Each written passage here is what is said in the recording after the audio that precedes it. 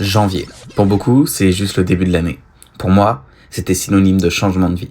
En janvier 2019, j'ai tout quitté. Je suis parti de France et avec un seul sac à dos contenant toutes mes affaires et toute ma vie, je suis parti vivre au Japon. Au début, je comptais juste voyager. Je parlais pas anglais, je parlais pas japonais. Mais je me suis dit que ça allait être une belle année dans ma vie. Je ne savais pas combien de temps ça allait durer. Alors j'ai profité, à fond. J'ai fait des rencontres incroyables. J'ai fait des voyages magnifiques. Ça n'a pas toujours été facile. Il y a eu des hauts, il y a eu des bas. Mais honnêtement, ça valait le coup. C'était la plus belle année de ma vie. Durant cette année, je n'ai pas fait que voyager. J'ai aussi beaucoup travaillé. J'étais à mon compte et je faisais ce que j'aimais le plus au monde. Blogueur voyage à temps plein. Car oui, depuis que j'ai 13 ans, j'ai des blogs. On me disait toujours que ça servait à rien, que c'était inutile de passer autant de temps devant mon ordi. Sauf que, quelques années plus tard, c'est devenu mon métier. Et je vous assure que ça a complètement bouleversé ma vie.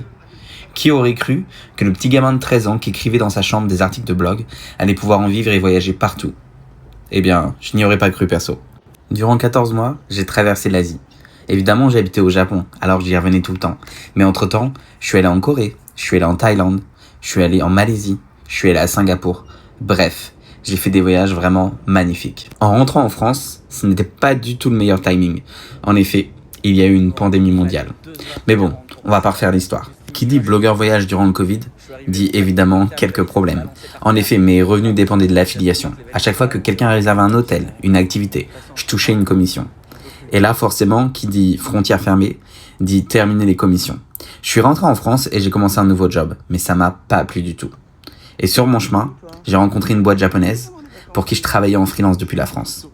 Magie du destin, quelques semaines seulement après être rentré en France, on m'a proposé de repartir vivre au Japon. J'ai attendu que les frontières réouvrent et dès que c'était possible, je suis reparti vivre au Japon. J'ai finalement compris que ma vie, elle était un peu ici, à Osaka, ma ville de cœur. En retournant au Japon, j'avais clairement pas envie d'y faire ma vie, en tout cas pas sur long terme. Mais j'avais la chance d'être dans une start-up japonaise où finalement les conditions de travail étaient pas si mal pour le Japon. Pendant quelques années, j'ai voyagé partout. Les frontières étaient fermées, pas de touristes, j'ai eu la chance de faire le Japon du nord au sud.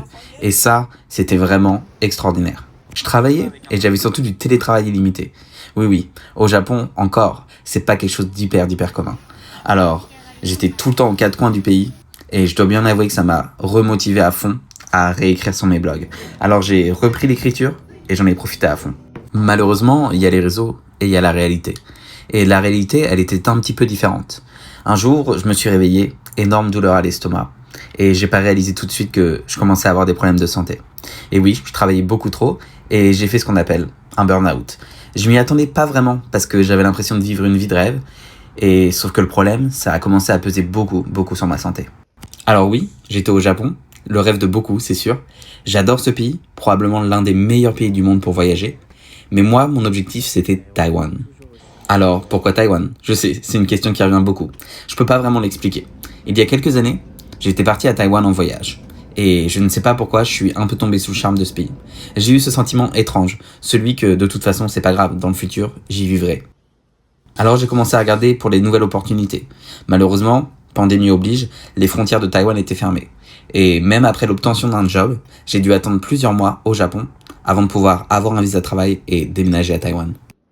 Puis soudain, la bonne nouvelle, il est temps de sauter dans un avion. Là encore, tu dois tout quitter. Tu dois tout laisser et t'es prêt à commencer une nouvelle vie. Alors oui, c'est pas si compliqué. Quand on l'a déjà fait une fois, on peut le faire une deuxième fois. Si au début tout était parfait, je me suis quand même rendu compte que le nouveau travail que j'avais, c'était pas ce qui me plaisait le plus.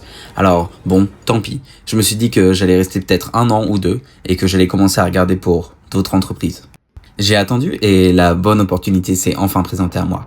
Durant tout ce temps-là, après la pandémie, une fois que les frontières de Taïwan avaient réouvert, j'ai pu voyager partout en Asie. Alors je suis déjà retourné plus de 10 fois au Japon.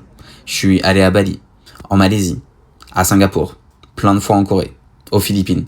Bref, en fait, je vais le dire, maintenant j'ai la vie dont j'ai toujours rêvé.